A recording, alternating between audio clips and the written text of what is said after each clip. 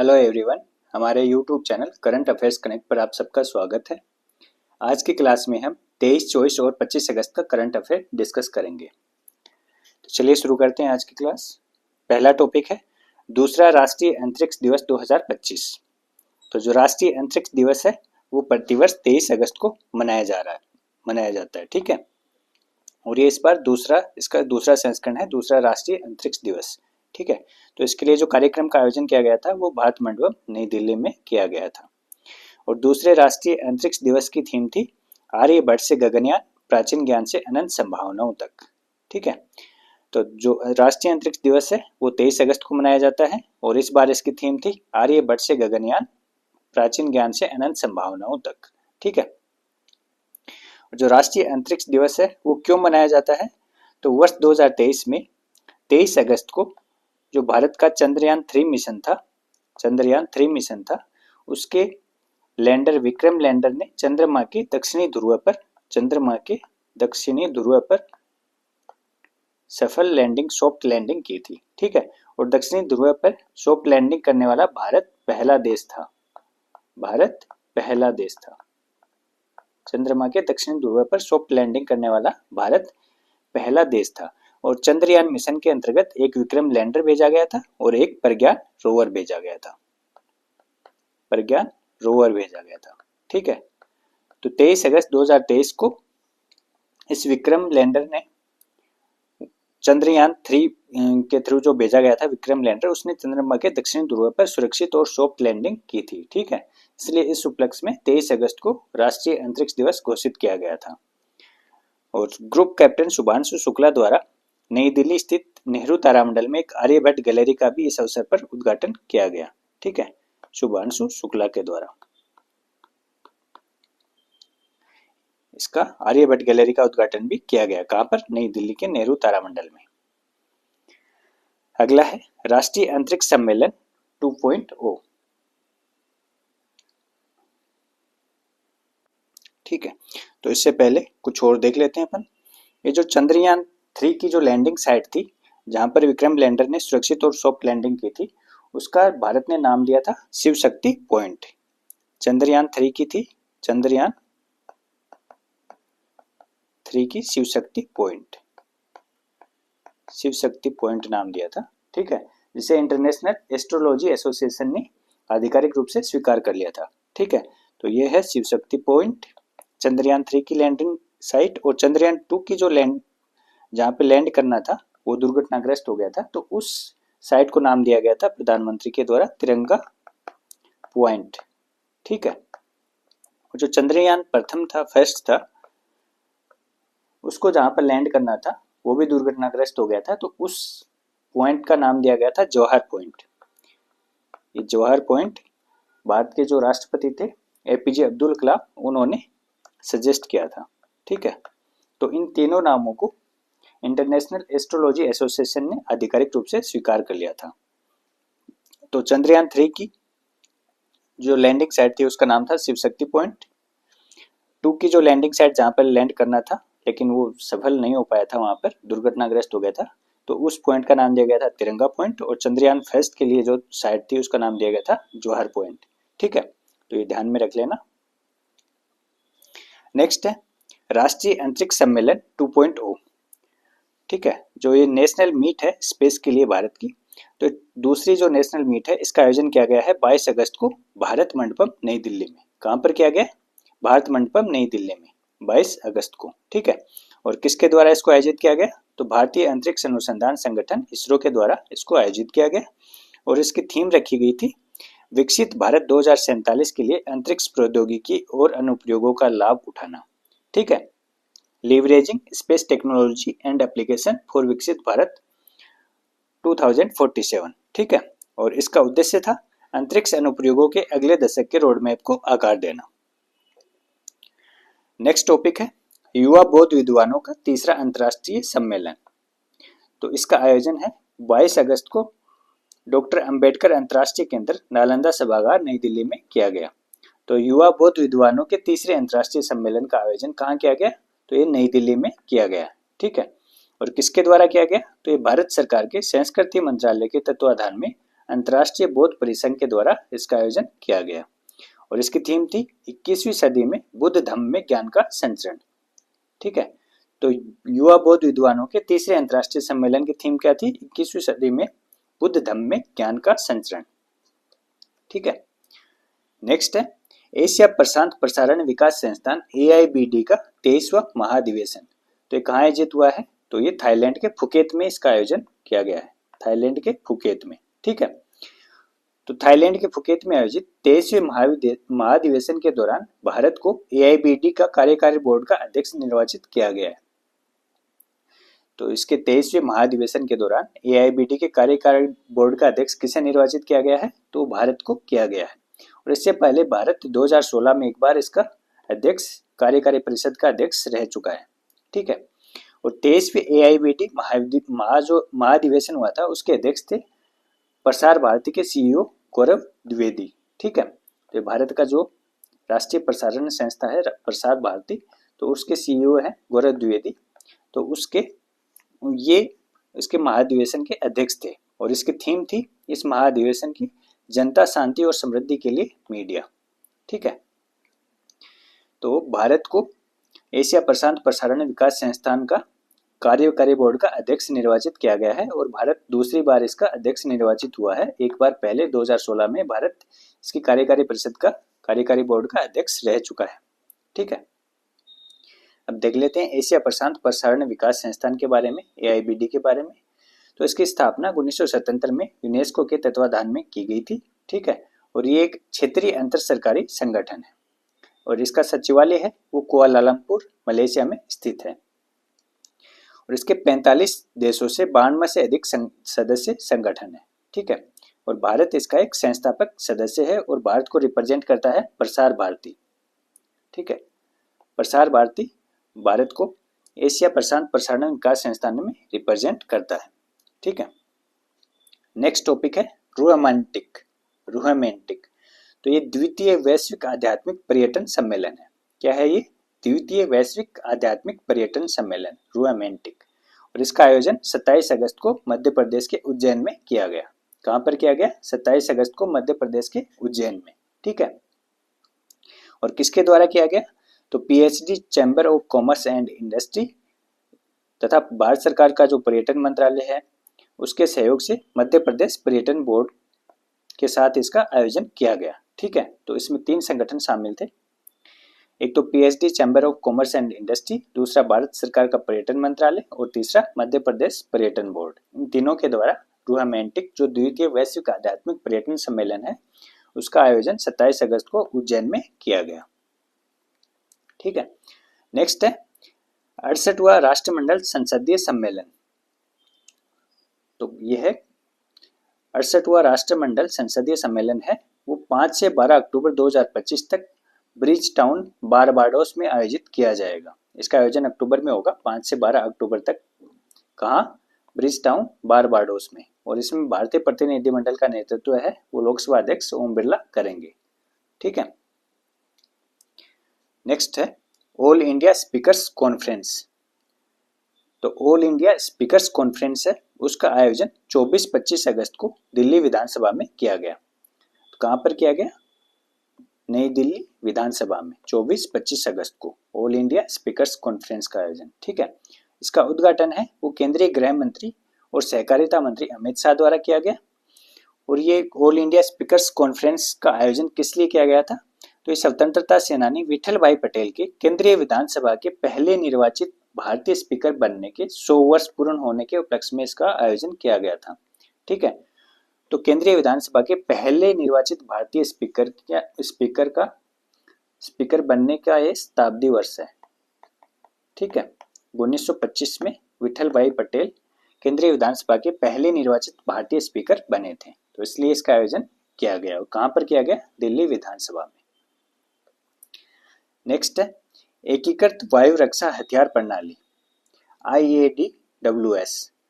तो रक्षा अनुसंधान एवं विकास संगठन DRDO द्वारा 23 अगस्त को ओडिशा के तट पर इसका पहला सफल उड़ान परीक्षण किया गया। तो एकीकृत वायु रक्षा हथियार प्रणाली का सफल परीक्षण कहाँ पर किया गया है? ओडिशा के तट पर 23 अगस्त को। किसके द्वारा?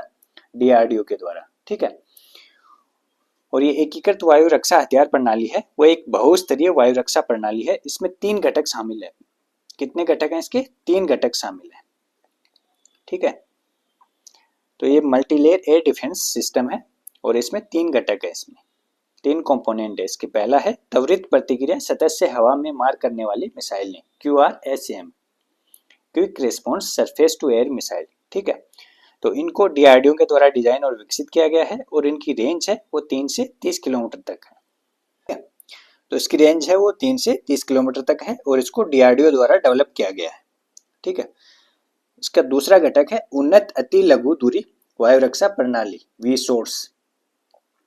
ठीक है, VSWORDS मिसाइलें, तो इनको रिसर्च सेंटर इमारत हैदराबाद के द्वारा विकसित किया गया है और इसकी रेंज है 300 मीटर से लेकर के 6 किलोमीटर तक। VSWORDS की रेंज कितनी है? 300 मीटर से लेकर के 6 किलोमीटर तक। और इसको किसके द्वारा डेवलप किया गया है? रिसर्च सेंटर इमारत हैदराबाद के द्वारा। और इस प्रणाली का तीसरा घटक है एक उच्च शक्ति लेजर आधारित निर्देशित ऊर्जा हथियार, DEW। ठीक है, डायरेक्टेड एनर्जी वेपन। तो डायरेक्टेड एनर्जी वेपन है, इसको centre for high energy systems and sciences, JES के द्वारा विकसित किया गया है और इसकी रेंज है 3 किलोमीटर से कम। ठीक है, तो इसके 3 घटक हैं एकीकृत वायु रक्षा हथियार प्रणाली के। ये तीनों अपन ने देख लिए हैं और इन सभी हथियार प्रणाली घटकों का एकीकृत संचालन रक्षा अनुसंधान एवं विकास प्रयोगशाला हैदराबाद द्वारा विकसित एक केंद्रीयकृत कमान एवं नियंत्रण केंद्र द्वारा नियंत्रित किया जाता है। ठीक है, तो इसका समन्वय है वो DRDO की एक प्रयोगशाला हैदराबाद में, उसके द्वारा विकसित एक केंद्रीयकृत कमान एवं नियंत्रण केंद्र द्वारा किया जाता है। ठीक है, नेक्स्ट टॉपिक है एकीकृत एयर ड्रॉप टेस्ट, IADT-01। ठीक है, तो 24 अगस्त को इसरो ने श्रीहरिकोटा के सतीश धवन अंतरिक्ष केंद्र में गगनयान कार्यक्रम के लिए पहला एकीकृत वायु ड्रॉप परीक्षण पूर्ण किया है। ठीक है, IADT-01 में पैराशूट प्रणाली के साथ सिमुलेटेड क्रू मॉडल लगभग 4.8 टन वजनी को भारतीय वायुसेना के चिनूक हैवी लिफ्ट हेलीकॉप्टर का उपयोग करके 3 किलोमीटर की ऊंचाई से छोड़ा गया। एक पैराशूट प्रणाली है, तो गगनयान मिशन के लिए जो अंतरिक्ष यात्री जाएंगे उनकी री एंट्री के लिए पृथ्वी पर वापस आने के लिए एक पैराशूट प्रणाली है, इसका परीक्षण किया गया। पहला परीक्षण एकीकृत एयर ड्रॉप परीक्षण। ठीक है, और ये किसके द्वारा किया गया है? चिनूक हेलीकॉप्टर से। चिनूक हेलीकॉप्टर से इस प्रणाली को, पैराशूट प्रणाली को लगभग 4.8 टन वजनी है, इसको 3 किलोमीटर की ऊंचाई से छोड़ा गया। अब गगनयान परियोजना के बारे में देख लेते हैं। तो जो गगनयान परियोजना है इसके अंतर्गत 3 सदस्यों के चालक दल को 400 किलोमीटर की ऊंचाई पर स्थित कक्षा में भेजा जाएगा और सुरक्षित पृथ्वी पर वापस भी लाया जाएगा। तो ये इनकी पृथ्वी पर सुरक्षित वापसी के लिए एकीकृत एयर ड्रॉप टेस्ट किया गया है। ठीक है, और इस गगनयान परियोजना है, इसका उद्देश्य है मानव युक्त अंतरिक्ष उड़ान क्षमता का प्रदर्शन करना। और गगनयान के अंतर्गत जिन अंतरिक्ष यात्रियों को भेजा जाएगा वो कौन कौन है? पहले हैं ग्रुप कैप्टन प्रशांत बालकृष्णन नायर, प्रशांत बालकृष्णन नायर। ठीक है, प्रशांत बालकृष्णन नायर। दूसरे हैं अजीत कृष्णन, अजीत कृष्णन। तीसरे हैं अंगद प्रताप, अंगद प्रताप। ये तीनों एयरफोर्स से हैं। ठीक है,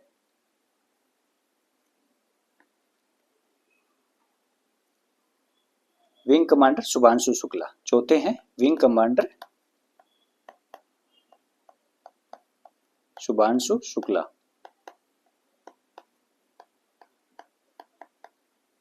तो ये भारतीय सेना के अफसर हैं चारों। ठीक है, प्रशांत बालकृष्णन नायर, अजीत कृष्णन, अंगद प्रताप और विंग कमांडर शुभांशु शुक्ला।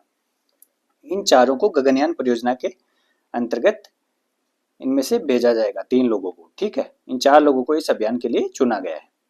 ठीक है, और इसमें से जो शुभांशु विंग कमांडर शुभांशु शुक्ला हैं वो अभी एक्सियोम 4 मिशन में अंतरिक्ष जो अंतर्राष्ट्रीय अंतरिक्ष स्टेशन है ISS, उस पर जाने वाले पहले भारतीय अंतरिक्ष यात्री बने हैं और अंतरिक्ष में जाने वाले दूसरे भारतीय अंतरिक्ष यात्री बने। ठीक है, तो अंतर्राष्ट्रीय अंतरिक्ष स्टेशन पर जाने वाले पहले भारतीय अंतरिक्ष यात्री कौन है? Wing commander Shubhanshu Shukla. ठीक है, और ये एक्सियोम 4 मिशन था नासा का, उसके अंतर्गत ये गए थे। ठीक है, next lunar module launch vehicle LMLV। तो इसरो द्वारा अपने सबसे भारी रॉकेट को 2035 तक तैयार करने की घोषणा की गई है। तो लूनर मॉड्यूल लॉन्च व्हीकल को कब तक तैयार किया जाएगा इसरो के द्वारा? 2035 तक। ठीक है, और ये नेक्स्ट जनरेशन लॉन्च व्हीकल का उन्नत संस्करण है। जो इसरो का नेक्स्ट जनरेशन लॉन्च व्हीकल है उसका एडवांस्ड वर्जन है, और ये निम्न भू कक्षा लो अर्थ ऑर्बिट है, उसमें 80 टन या चंद्रमा तक लगभग 27 टन भार ले जाने में सक्षम होगा। लो अर्थ ऑर्बिट में तो ये 80 टन तक ले जा सकेगा और चंद्रमा तक लगभग 27 टन भार को ले जाने में सक्षम होगा। ये 3 चरणीय यान होगा। पहले 2 चरणों में द्रव प्रणोदक का उपयोग किया जाएगा और तीसरे चरण में क्रायोजेनिक प्रणोदक का इस्तेमाल किया जाएगा। ठीक है, नेक्स्ट, भारत की पहली रिमूवेबल सोलर पैनल परियोजना। तो इसको कहां पर स्थापित किया गया है? भारत की पहली रिमूवेबल सोलर पैनल परियोजना को तो इसको बनारस लोकोमोटिव वर्क्स वाराणसी के परिसर में स्थापित किया गया है, और ये 70 मीटर लंबे इस पायलट प्रोजेक्ट में 28 सोलर पैनल लगाए गए हैं जो 15 किलोवाट तक बिजली पैदा करेंगे। इनको कहां पर लगाया जाएगा? तो इनको रेलवे की जो पटरियां हैं, ट्रेन की जो पटरियां हैं उनके बीच में लगाया जाएगा। ठीक है, और इनके लिए किसी भूमि अधिग्रहण की आवश्यकता नहीं होगी। तो कहाँ स्थापित किए गए हैं? बनारस लोकोमोटिव वर्क्स वाराणसी के परिसर में। अगला है 5वां लोक संवर्धन पर्व है। तो इसका आयोजन 26 अगस्त से 4 सितंबर तक केरल के कोच्चि में किया जा रहा है। कहाँ पर किया जा रहा है? केरल के कोच्चि में। और इसका उद्घाटन केंद्रीय अल्पसंख्यक कार्य राज्य मंत्री जॉर्ज कुरियन द्वारा किया गया, और ये अल्पसंख्यक कार्य मंत्रालय, भारत सरकार का जो अल्पसंख्यक कार्य मंत्रालय है उसके द्वारा इसका आयोजन किया गया। और इसका उद्देश्य है अल्पसंख्यक समुदायों के कारीगरों, शिल्पकारों, बुनकरों, पाक कला विशेषज्ञों और उद्यमियों को बाजार से जोड़ना और राष्ट्रीय स्तर पर पहचान दिलाना। तो ये इस लोक संवर्धन पर्व का उद्देश्य है। नेक्स्ट है सुंदरबन टाइगर रिजर्व है, STR। तो सुंदरबन टाइगर रिजर्व है वो पश्चिम बंगाल में स्थित है। ठीक है, और केंद्रीय पर्यावरण, वन और जलवायु परिवर्तन मंत्री के नेतृत्व में राष्ट्रीय वन्य जीव बोर्ड पैनल द्वारा इसके क्षेत्रफल के विस्तार को मंजूरी प्रदान की गई है। चर्चा में क्यों है?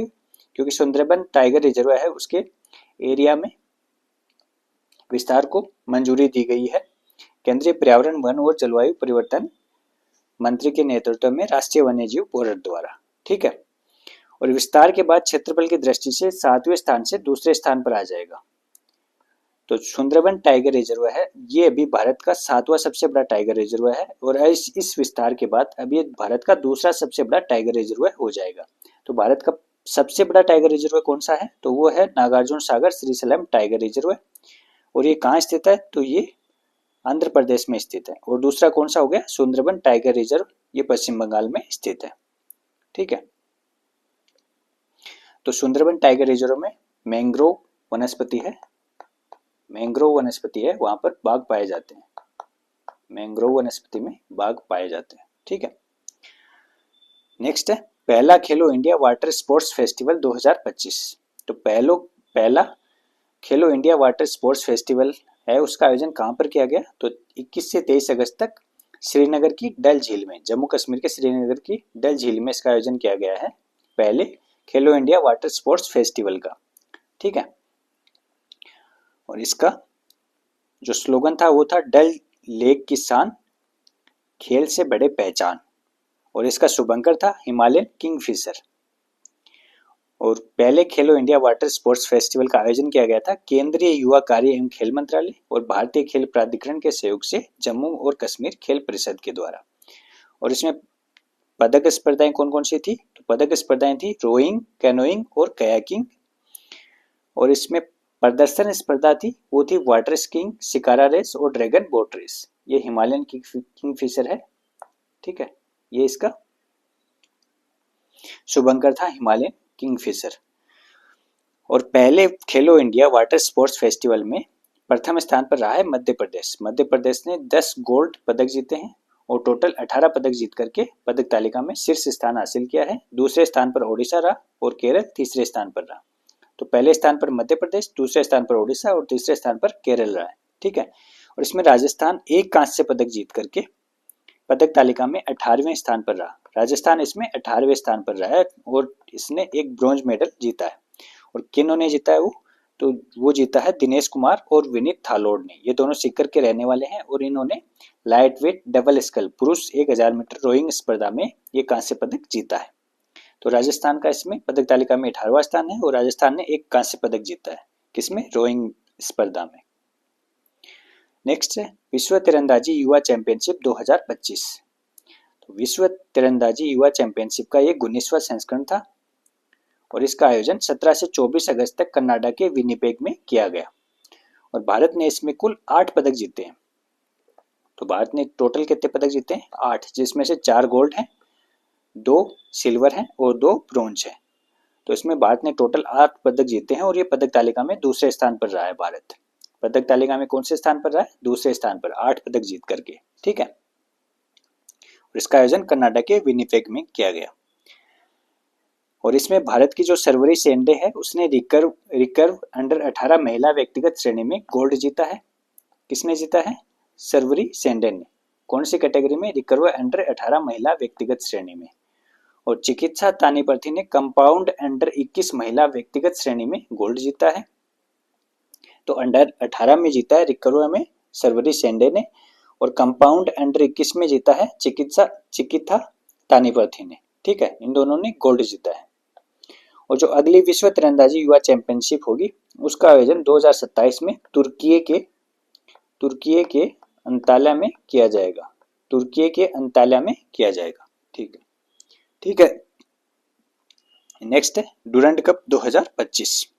तो डूरंड कप 2025 है, उसका खिताब नॉर्थ ईस्ट यूनाइटेड एफसी ने डायमंड हार्बर एफसी को 6-1 से हरा करके जीता।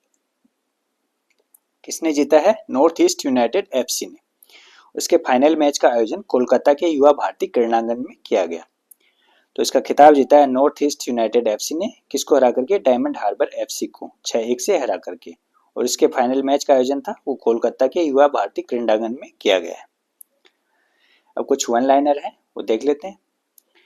सौरव गांगुली है वो साउथ अफ्रीका 2020 लीग है साउथ अफ्रीका की, उसके 2026 सीजन के लिए प्रिटोरिया कैपिटल्स के मुख्य कोच नियुक्त किए गए हैं, ठीक है। तो भारत में जैसे आईपीएल होता है वैसे साउथ अफ्रीका में साउथ अफ्रीका 20 होता है, ठीक है। तो उसके 2026 सीजन के लिए प्रिटोरिया कैपिटल्स के मुख्य कोच कौन नियुक्त किए गए हैं, सौरभ गांगुली। और चेतेश्वर पुजारा है तो ये भारतीय बल्लेबाज हैं, इन्होंने क्रिकेट के सभी प्रारूपों से संन्यास की घोषणा की है, ठीक है। चेतेश्वर पुजारा ने क्रिकेट के सभी प्रारूपों से संन्यास की घोषणा कर दी है, इन्होंने संन्यास ले लिया। नेक्स्ट है मुंबई के वानखेड़े स्टेडियम में शरद पवार क्रिकेट संग्रहालय के उद्घाटन के अवसर पर पूर्व भारतीय कप्तान सुनील गावस्कर की आदमकद प्रतिमा का अनावरण किया गया है। तो पूर्व भारतीय कप्तान है सुनील गावस्कर, उनकी प्रतिमा कहां पर स्थापित की गई है, मुंबई के वानखेड़े स्टेडियम में। वहां पर एक शरद पवार क्रिकेट संग्रहालय बनाया गया है, ठीक है। तो उसके द्वार पर पूर्व भारतीय कप्तान सुनील गावस्कर की प्रतिमा है वो स्थापित की गई है। नेक्स्ट है भारतीय अंतरिक्ष अनुसंधान संगठन ने एक जियो पोर्टल विकसित किया है जो सूखा, वर्षा, मौसम और अन्य मापदंडों पर सटीक जानकारी प्रदान करता है। ये जियो पोर्टल किसने विकसित किया है, इसरो ने। नेक्स्ट है सरकारी ई मार्केट प्लेस जीईएम ने 2016 में अपनी स्थापना के बाद से संचयी सकल व्यापारिक मूल्य, ठीक है, ग्रोस मर्केंटाइज वैल्यू, तो इसमें 15 लाख करोड़ रुपए का ऐतिहासिक मील का पत्थर पार कर लिया है। तो सरकारी गवर्नमेंट ई प्लेस है, उसकी स्थापना 2016 में की गई थी। किस लिए, जो भी सरकार के जो भी विभाग, जो भी संस्थाएं हैं जो खरीदारी करती हैं बाजार से, तो उसके लिए सरकारी ई मार्केट प्लेस की स्थापना की गई थी। और अभी इसने संचयी सकल व्यापारिक मूल्य में 15 लाख करोड़ रुपए का मील का पत्थर पार कर लिया। 15 लाख करोड़ रुपए का इसके ऊपर ऑर्डर हो चुके हैं, ठीक है, खरीदारी इसके थ्रू की जा चुकी है। नेक्स्ट है 56वीं आईआईटी परिषद बैठक है वो 25 अगस्त को केंद्रीय शिक्षा मंत्री धर्मेंद्र प्रधान की अध्यक्षता में नई दिल्ली में आयोजित की गई। तो 56वीं आईआईटी परिषद की बैठक कहाँ आयोजित की गई, नई दिल्ली में। किसकी अध्यक्षता में, केंद्रीय शिक्षा मंत्री धर्मेंद्र प्रधान की अध्यक्षता में। अगला है अजय कुमार भल्ला। तो अजय कुमार भल्ला को ला गणेशन के निधन के बाद नागालैंड का 22वां राज्यपाल नियुक्त किया गया है। ये इनको अतिरिक्त प्रभार दिया गया है। ये मणिपुर के राज्यपाल हैं अजय कुमार भल्ला, इनको अभी नागालैंड का भी अतिरिक्त प्रभार दे दिया गया है। क्यों, क्योंकि वहां के जो राज्यपाल थे ला गणेशन, उनका निधन हो गया है, ठीक है। अगला है FIBAC बैंकिंग सम्मेलन, तो इसका आयोजन 25 और 26 अगस्त को भारतीय वाणिज्य और उद्योग महासंघ फिक्की और भारतीय बैंक संघ द्वारा संयुक्त रूप से मुंबई में किया गया। तो FIBAC बैंकिंग सम्मेलन का आयोजन कहाँ हुआ? मुंबई में। किसके द्वारा? फिक्की और IBA के द्वारा। नेक्स्ट है सर्जियो गोर। तो सर्जियो गोर है, इनको भारत में अमेरिका का राजदूत नियुक्त किया गया है और ये दक्षिण एवं मध्य एशियाई मामलों के लिए विशेष दूत भी इनको नियुक्त किया गया है। तो राष्ट्रपति डोनाल्ड ट्रंप के द्वारा सर्जियो गोर को भारत का अगला राजदूत नियुक्त किया गया है। तो ठीक है। नेक्स्ट है महाराष्ट्र सरकार द्वारा हाइपरलूप के निर्माण के लिए IIT मद्रास के startup tutor hyperloop private limited के साथ समझौता किया गया है। तो महाराष्ट्र सरकार द्वारा हाइपरलूप के निर्माण के लिए किसके साथ समझौता हुआ है? तो IIT मद्रास का स्टार्टअप है ट्यूटर हाइपरलूप प्राइवेट लिमिटेड और ये हाइपरलूप है और नवी मुंबई के जवाहरलाल नेहरू पोर्ट ट्रस्ट को पालघर जिले के प्रस्तावित वधावन पोर्ट से जोड़ेगा। किसको किससे जोड़ेगा? नवी मुंबई के जवाहरलाल नेहरू पोर्ट ट्रस्ट को पालघर जिले के प्रस्तावित वधावन पोर्ट से। ठीक है। नेक्स्ट है भारत अपनी 5वीं पीढ़ी के लड़ाकू विमान कार्यक्रम के लिए फ्रांसीसी एरोस्पेस कंपनी सेफ्रॉन के साथ मिलकर एडवांस जेट इंजन का निर्माण करेगा। तो भारत का जो 5वीं पीढ़ी का लड़ाकू विमान है उसके जेट इंजन का निर्माण किसके द्वारा किया जाएगा? तो भारत के द्वारा फ्रांसीसी एरोस्पेस कंपनी है सेफ्रॉन। ठीक है। तो भारत फ्रांसीसी एरोस्पेस कंपनी सेफ्रॉन के साथ मिलकर के इसके लिए इंजन का निर्माण करेगा। अगला है नेपाल आधिकारिक तौर पर इंटरनेशनल बिग कैट अलायंस में शामिल हो गया है। IBC है, इसका गठन भारत के द्वारा किया गया था। ठीक है। और इसका मुख्यालय भी भारत में ही है और इसके महासचिव अभी भूपेंद्र यादव को बनाया गया था। भूपेंद्र यादव, भारत के जो पर्यावरण वन एवं जलवायु परिवर्तन मंत्री भूपेंद्र यादव हैं, उनको इसका महासचिव बनाया गया था। ठीक है, महानिदेशक बनाया गया था, महानिदेशक बनाया गया था। और नेपाल अभी इसका आधिकारिक तौर पर मेंबर बन गया है। नेक्स्ट है इंद्रनील भट्टाचार्य। तो इंद्रनील भट्टाचार्य हैं, उनको भारतीय रिजर्व बैंक की मौद्रिक नीति समिति के पदेन सदस्य के रूप में शामिल किया गया है। ये 6 सदस्यीय समिति होती है जो मौद्रिक नीति पर डिसीजन लेती है। हर 2 महीने में इसका आयोजन किया जाता है मौद्रिक नीति समिति का। ये रेपो रेट वगैरह, रिवर्स रेपो रेट वगैरह, इन सब के बारे में डिसीजन लेती है। RBI के जो गवर्नर होते हैं वो इसके चेयरमैन होते हैं, RBI गवर्नर की अध्यक्षता में। ठीक है। तो इनका नया सदस्य किसको बनाया गया? इंद्रनील भट्टाचार्य को। ये RBI के कार्यकारी निदेशक हैं, तो ये पदेन सदस्य के रूप में इसमें शामिल हुए हैं। ठीक है। और बिहार के पटना में तकनीकी वस्त्र और विकसित भारत पर एक राष्ट्रीय शिखर सम्मेलन का आयोजन किया गया। तो तकनीकी वस्त्र और विकसित भारत पर एक राष्ट्रीय शिखर सम्मेलन का आयोजन कहाँ किया गया? बिहार के पटना में। नेक्स्ट है हर्बल औषधियों के लिए विश्व स्वास्थ्य संगठन की उत्तम विनिर्माण प्रणालियों पर आधारित 4 दिवसीय क्षेत्रीय कार्यशाला का आयोजन किया गया है। केंद्रीय आयुर्वेद विज्ञान अनुसंधान परिषद, आयुष मंत्रालय और विश्व स्वास्थ्य संगठन दक्षिण पूर्व एशिया क्षेत्रीय कार्यालय द्वारा संयुक्त रूप से RRAP केंद्रीय आयुर्वेद अनुसंधान संस्थान मुंबई में इसका आयोजन किया गया है और इसमें टोटल 19 अंतर्राष्ट्रीय प्रतिनिधियों की भागीदारी रही। तो हर्बल औषधियों के लिए विश्व स्वास्थ्य संगठन की उत्तम विनिर्माण प्रणालियों पर आधारित 4 दिवसीय क्षेत्रीय कार्यशाला का आयोजन कहाँ किया गया? मुंबई में। नेक्स्ट है भारत सरकार के संचार मंत्रालय के अंतर्गत डाक विभाग और association of mutual funds in India के मध्य डाकघरों के माध्यम से म्यूचुअल फंड वितरित करने के लिए समझौता ज्ञापन पर हस्ताक्षर हुए हैं। तो अब डाकघरों में आपको म्यूचुअल फंड्स भी मिलेंगे। ठीक है। तो इसके लिए किन किन के बीच में समझौता ज्ञापन पर हस्ताक्षर हुए हैं? तो भारत सरकार के संचार मंत्रालय के अंतर्गत डाक विभाग और association of mutual funds in India के मध्य। ठीक है। नेक्स्ट है भारत ऑस्ट्रेलिया व्यापक आर्थिक सहयोग समझौते, भारत ऑस्ट्रेलिया CECA पर 11वें दौर की वार्ता है, उसका आयोजन 18 से 13 अगस्त तक नई दिल्ली में किया गया। कहाँ किया गया 11वें दौर की वार्ता का आयोजन? नई दिल्ली में। नेक्स्ट है सांख्यिकी और कार्यक्रम कार्यान्वयन मंत्रालय भारत सरकार द्वारा त्रिपुरा सरकार और संयुक्त राष्ट्र विकास कार्यक्रम के सहयोग से 22 अगस्त को अगरतला त्रिपुरा में उपराष्ट्रीय SDG निगरानी को मजबूत करने पर एक क्षमता निर्माण कार्यशाला का आयोजन किया गया। कैपेसिटी बिल्डिंग वर्कशॉप का आयोजन किया गया। कहाँ पर किया गया है? अगरतला त्रिपुरा में। ठीक है। किन किन के द्वारा? सांख्यिकी और कार्यक्रम कार्यान्वयन मंत्रालय, त्रिपुरा सरकार और संयुक्त राष्ट्र विकास कार्यक्रम, इन तीनों के द्वारा। ठीक है। और ये एक लेखक हैं डॉक्टर विनोद कुमार तिवारी। तो इनकी 3 पुस्तकें हैं, इनके नाम देख लेना। ये सांस्कृतिक पुस्तकें हैं। पहली है रामायण कथा की विश्व यात्रा, दूसरी है हमारी सांस्कृतिक राष्ट्रीयता और तीसरी है पूर्वजों की पुण्य भूमि। तो तीनों पुस्तकें डॉक्टर विनोद कुमार तिवारी द्वारा लिखी गई सांस्कृतिक पुस्तकें हैं। अब है इम्पोर्टेंट एमसीक्यू। आज की क्लास पर आधारित इम्पोर्टेंट एमसीक्यू देख लेते हैं। ठीक है, तो पहला है राष्ट्रीय अंतरिक्ष दिवस 2025 की थीम है। तो जो इसका दूसरा संस्करण था, दूसरा राष्ट्रीय अंतरिक्ष दिवस था। ठीक है, तो उसकी थीम है आर्यभट्ट से गगनयान, प्राचीन ज्ञान से अनंत संभावनाओं तक। तो ये दूसरे राष्ट्रीय अंतरिक्ष दिवस 2025 की थीम है आर्यभट्ट से गगनयान, प्राचीन ज्ञान से अनंत संभावनाओं तक। ऑप्शन सी सही हो जाएगा इसमें। नेक्स्ट है एशिया प्रशांत प्रसारण विकास संस्थान के 23वें महाधिवेशन के दौरान कार्यकारी बोर्ड का अध्यक्ष किसे निर्वाचित किया गया है? तो ये भारत को निर्वाचित किया गया है। ठीक है, तो AIBD के 23वें महाधिवेशन के दौरान कार्यकारी बोर्ड का अध्यक्ष भारत को निर्वाचित किया गया है। ऑप्शन ए इसमें सही हो जाएगा। नेक्स्ट है विठल भाई पटेल प्रथम निर्वाचित भारतीय स्पीकर शताब्दी वर्ष समारोह ऑल इंडिया स्पीकर्स कॉन्फ्रेंस का आयोजन कहाँ किया गया? तो इसका जो आयोजन है वो दिल्ली विधानसभा में किया गया है। तो ऑप्शन ए सही हो जाएगा, नई दिल्ली। अगला है 23 अगस्त को रक्षा अनुसंधान एवं विकास संगठन द्वारा ओडिशा के तट पर एकीकृत वायु रक्षा हथियार प्रणाली का पहला सफल परीक्षण किया गया। IADWS में शामिल घटक हैं, तो इसके घटक दे रखे 3। त्वरित प्रतिक्रिया सतह से हवा में मार करने वाली मिसाइलें QRSM पहला घटक। दूसरा है उन्नत अति लघु दूरी वायु रक्षा प्रणाली विसोर्स मिसाइलें। तीसरा है उच्च शक्ति लेजर आधारित निर्देशित ऊर्जा हथियार DEW। ठीक है, तो इसमें से कौन सा सही है? तो तीनों ही सही हैं, पहला भी, दूसरा भी और तीसरा भी। ठीक है, तो ऑप्शन हो जाएगा डी। और अंतिम क्वेश्चन है आज का, पहले खेलो इंडिया वाटर स्पोर्ट्स फेस्टिवल 2025 का आयोजन कहाँ किया गया? ठीक है, तो ये श्रीनगर की डल झील है, जम्मू और कश्मीर की डल झील। तो ऑप्शन सी सही हो जाएगा। तो ये थी आज की क्लास। अगर आपको क्लास पसंद आई हो तो शेयर, सब्सक्राइब और लाइक जरूर कीजिएगा। मिलते हैं अगली क्लास में। Thank you.